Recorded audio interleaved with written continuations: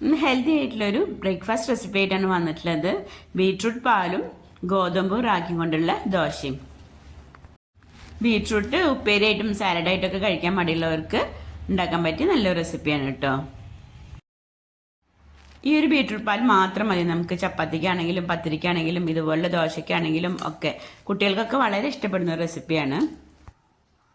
എന്നാൽ നമ്മൾ സാധാരണ തേങ്ങാപ്പാൽ പത്തിരിക്കും അതുപോലെ പലഹാരത്തിനൊക്കെ ഉപയോഗിക്കുന്ന പോലെ തന്നെ കറി കൂട്ടി കഴിക്കാനും നല്ലതാണ് കേട്ടോ. ഇപ്പോൾ ഇവിടെ പേരക്കുട്ടികളൊക്കെ വന്ന സമയത്ത് അവർക്ക് ഉണ്ടാക്കി കൊടുത്തപ്പോൾ നല്ല ഇഷ്ടമായിരുന്നു.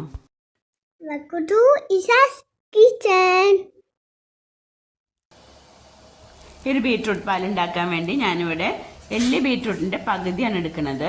അപ്പോൾ പകുതി നമുക്ക് മുറിച്ച് അത് തൊലിയൊക്കെ കളഞ്ഞൊന്ന് ഗ്രേറ്റ് ചെയ്തെടുക്കാം. കുറച്ച് ഏജ് ആയി കഴിഞ്ഞാൽ നമുക്ക് ചവച്ചരച്ച് കഴിക്കാനൊക്കെ കുറച്ചൊരു ബുദ്ധിമുട്ടുണ്ടാവും. അപ്പോൾ ഈ ഒരു രീതിയിൽ ഉണ്ടാക്കുകയാണെങ്കിൽ നമുക്ക് വലിയ ബുദ്ധിമുട്ടില്ലാണ്ട് കഴിക്കാനും പറ്റും, അതിൻ്റെ ഗുണങ്ങളൊക്കെ കിട്ടും ചെയ്യും. ഗ്രേറ്റ് ചെയ്തിട്ട് പച്ചയ്ക്ക് തന്നെ സാലഡ് രൂപത്തിൽ കഴിക്കാൻ ഏറ്റവും നല്ലത്. പക്ഷെ അങ്ങനെ കഴിക്കാൻ ബുദ്ധിമുട്ടുള്ളവർക്കാണ് ഈ ഒരു രീതി പറഞ്ഞത് കേട്ടോ.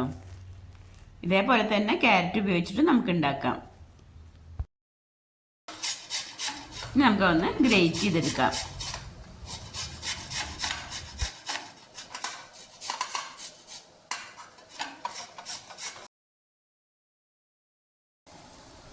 ഇനി നമുക്ക് ഗ്രേറ്റ് ചെയ്തെടുത്തിട്ടുള്ള ഈ ബീറ്റ്റൂട്ട് ചെറുതായിട്ടൊന്ന് വേവിച്ചെടുക്കണം.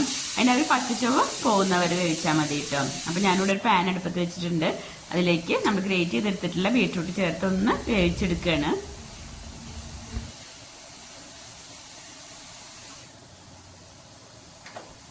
ഇതുപോലെ ചെറുതായിട്ടൊന്ന് വെന്താൽ മതി. ഇനി നമുക്ക് ഫ്ലെയിം ഓഫ് ചെയ്യാം. ഇനി ഇതിലേക്ക് 2 കപ്പ് ചിരവിയ തേങ്ങ എടുത്തിട്ടുണ്ട്. അതും ഈ ബീറ്റ്റൂട്ടും കൂടി നമുക്കൊന്ന് അടിച്ചെടുക്കാം. ബീറ്റ്റൂട്ട് ചെറുതായിട്ട് ചൂടാറിയിട്ടുണ്ട്. പിന്നെ നമ്മൾ തേങ്ങാപ്പാൽ എടുക്കുമ്പോൾ കുറച്ച് ചൂടുവെള്ളം ഒഴിക്കുമല്ലോ പാൽ നന്നായി കിട്ടാൻ. അപ്പോൾ അതിന് പകരം ആ ചെറിയൊരു ചൂടുള്ള ബീറ്റ്റൂട്ട് ഇട്ടിട്ട് അതിലേക്ക് തേങ്ങ ഇട്ട് അടിച്ചെടുക്കുകയാണ്. ഇനി നമുക്ക് ആവശ്യത്തിനുള്ള വെള്ളം ഒഴിച്ച് ഒന്ന് അടിച്ചെടുക്കാം. അപ്പോൾ ഞാൻ ബീറ്റ്റൂട്ട് നമ്മൾ വേവിച്ച പാത്രത്തിൽ കുറച്ച് വെള്ളം ഒഴിച്ചിട്ട് അതിലേക്ക് ഒഴിക്കുകയാണ്.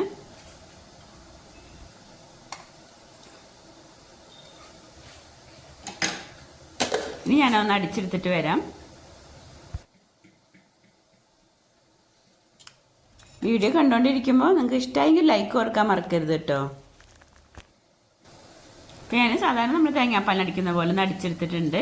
ഞാൻ അരിപ്പയിലേക്ക് ഒഴിച്ചൊന്ന് പിഴിഞ്ഞെടുക്കാം. റസിയാസ് കിച്ചൻ ചാനൽ ആദ്യമായി കാണുന്നവരും അതുപോലെ തന്നെ സബ്സ്ക്രൈബ് ചെയ്യാതെ കാണുന്നവരും പ്ലീസ് ഒന്ന് സബ്സ്ക്രൈബ് ചെയ്യണേ. അപ്പോൾ ഇതാ നമ്മളുടെ അടിപൊളി ബീട്രൂട്ട് പാലോട് റെഡി ആയിട്ടുണ്ട്. ഇതിൽ നമ്മൾ പഞ്ചസാര ചേർക്കേണ്ട ആവശ്യമൊന്നുമില്ല. ബീട്രൂട്ടിൻ്റെ ചെറിയൊരു മധുരമുള്ളതുകൊണ്ട് തന്നെ പഞ്ചസാര ഇല്ലാതെ കഴിക്കാൻ നല്ല ടേസ്റ്റാണ്. അപ്പോൾ നമുക്ക് റാഗി ഗോതമ്പ് ദോശ എങ്ങനെ ഉണ്ടാക്കാൻ നോക്കാം. അപ്പോൾ അതിന് വേണ്ടി ഞാനിവിടെ 1 കപ്പ് റാഗിപ്പൊടി എടുക്കുന്നുണ്ട്.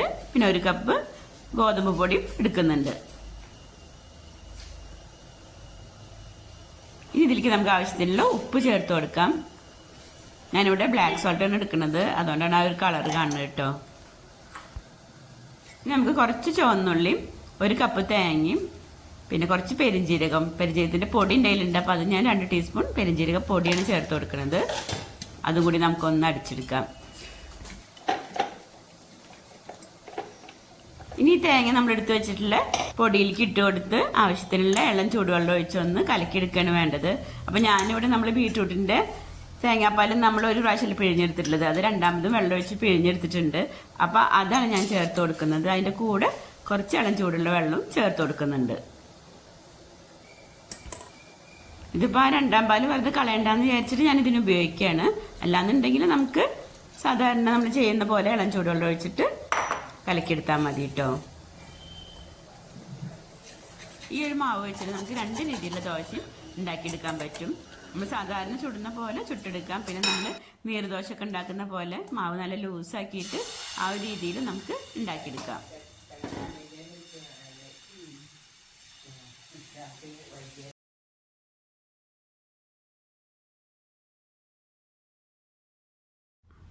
ഇതിലേക്ക് നെയ്യ് അതല്ലെന്നുണ്ടെങ്കിൽ ഓയിലാ എന്തെങ്കിലും വേണമെന്നുണ്ടെങ്കിൽ ഒഴിച്ചിട്ട് ചുട്ടെടുക്കാം.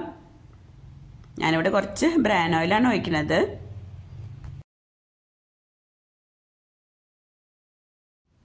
ഓയിൽ നെയ്യൊന്നും ഒഴിക്കാതെ വേണമെന്നുണ്ടെങ്കിൽ അങ്ങനെ നമുക്ക് ചുട്ടെടുക്കാം കേട്ടോ. ഞാനിപ്പോൾ ഓയിൽ ഒഴിച്ചപ്പോൾ കുറച്ച് കൂടിപ്പോയി.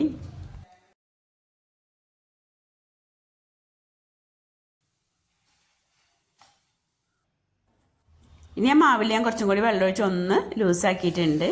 ഇനി കുറച്ച് കുഴിയുള്ള ഒരു പാനാണ് ഞാൻ എടുത്തിട്ട് ഇങ്ങനെ ചുറ്റിച്ചെടുക്കാൻ വേണ്ടിയിട്ട്. അപ്പോൾ അതിലേക്ക് ഒഴിച്ചിട്ട് ഞാനൊന്ന് ചുറ്റിച്ചെടുത്തിട്ടുണ്ട്. മറ്റേ പാനിൽ വേണമെന്നുണ്ടെങ്കിൽ നമുക്ക് ഉണ്ടാക്കാം, പക്ഷേ എനിക്ക് കൂടുതൽ എളുപ്പം ഇങ്ങനത്തെ പാനിൽ ഉണ്ടാക്കുമ്പോഴാണ് കേട്ടോ. ഇനി 1-2 മിനിറ്റ് ഒന്ന് മൂടി വെച്ചിട്ട് നമുക്ക് ചുട്ടെടുക്കാം. മറിച്ചിടേണ്ട ആവശ്യമൊന്നുമില്ല. അപ്പോൾ നമ്മൾ അടിപൊളി റാഗി ഗോതമ്പ് നീർദോശ ഇവിടെ റെഡി ആയിട്ടുണ്ട്.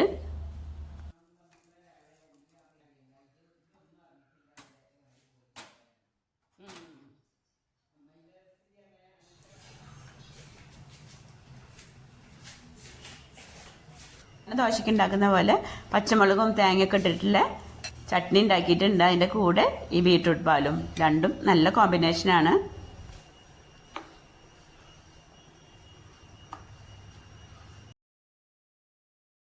അപ്പോൾ നമ്മൾ 2 രീതിയിലുള്ള ദോശ ഇവിടെ റെഡി ആയിട്ടുണ്ട്. നമ്മൾ നീർദോശ പോലെ ഉണ്ടാക്കിയത് ആ ചൂട്ടോടെ തന്നെ കഴിക്കുമ്പോൾ നല്ല ക്രിസ്പി ആയിരിക്കും കേട്ടോ.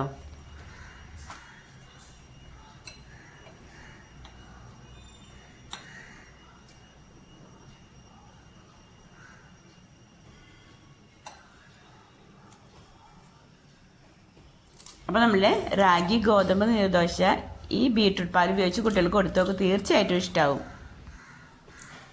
ഈ ബീട്രൂട്ട് പാലിൻ്റെ കൂടെ ചെറുപഴം ഉടച്ച് ചേർത്തിട്ട് കഴിക്കുമ്പോഴും നല്ല ടേസ്റ്റ് ഉണ്ട് കേട്ടോ. ബീട്രൂട്ടിൻ്റെ ചെറിയൊരു മധുരം ഉണ്ടെങ്കിലും നമ്മൾ ഈ ചട്നിയും ബീട്രൂട്ട് പാലും മിക്സ് ചെയ്തിട്ട് കഴിക്കുമ്പോഴും നല്ല ടേസ്റ്റാണ് കേട്ടോ. അപ്പോൾ ഈ ഒരു രീതിയിൽ ഉണ്ടാക്കാത്തവർ തീർച്ചയായിട്ടും ഒന്ന് ഉണ്ടാക്കി നോക്കണേ. ഇത് നിങ്ങളുടെ അഭിപ്രായം കമൻറ്റ് ചെയ്യാൻ മറക്കരുത് കേട്ടോ. അപ്പോൾ വീഡിയോ ഇഷ്ടമായിട്ടുണ്ടെങ്കിൽ ഒന്ന് ഷെയർ ചെയ്യണേ. Thanks for watching. I love you.